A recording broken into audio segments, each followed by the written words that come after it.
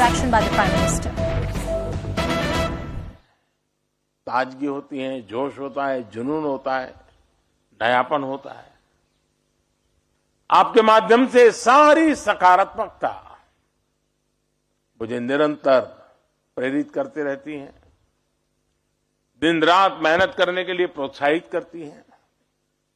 दूसरा, आप सभी आजादी के इस अमृत काल में देश की आकांक्षा, देश के सपनों का प्रतिनिधित्व करते हैं।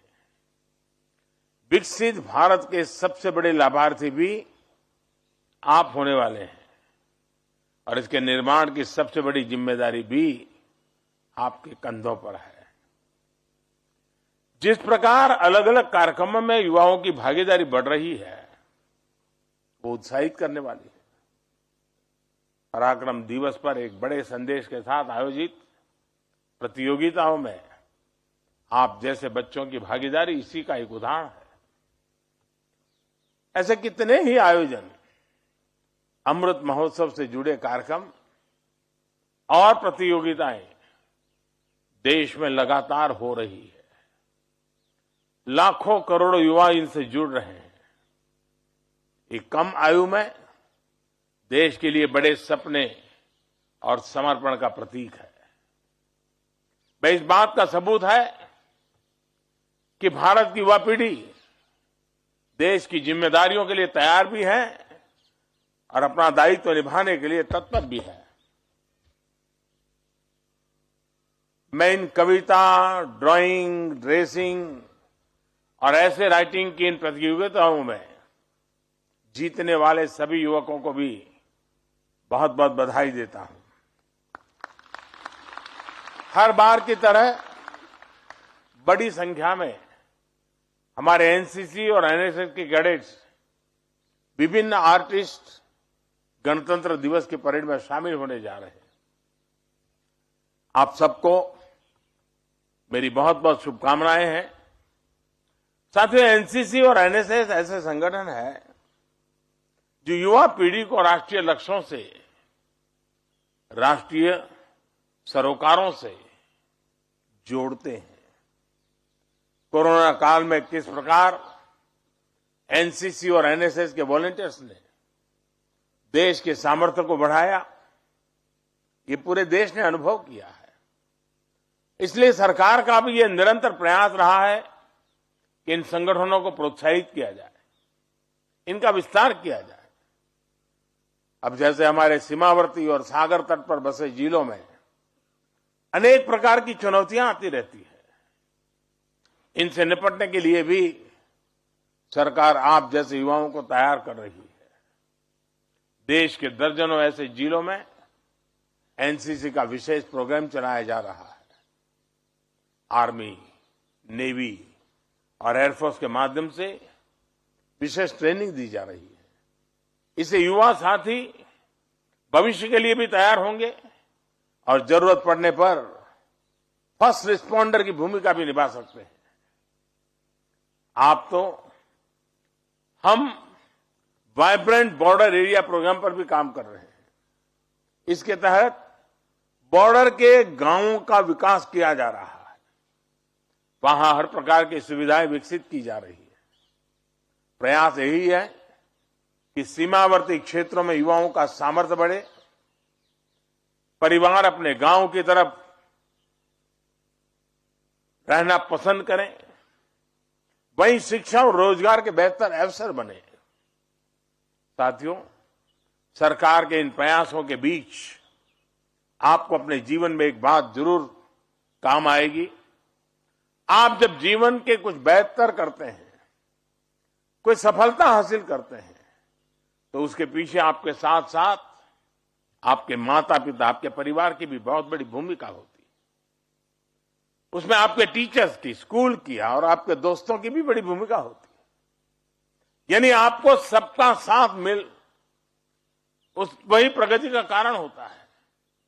सबने आपकी क्षमता और फैसलों पर विश्वास किया होगा, सब आपके प्रयास में शामिल हुए होंगे। और आज जब आप गणतंत्र दिवस की परेड में शामिल हो रहे हैं, इससे आपके परिवार, स्कूल, कॉलेज और इलाके का भी सम्मान बढ़ा है।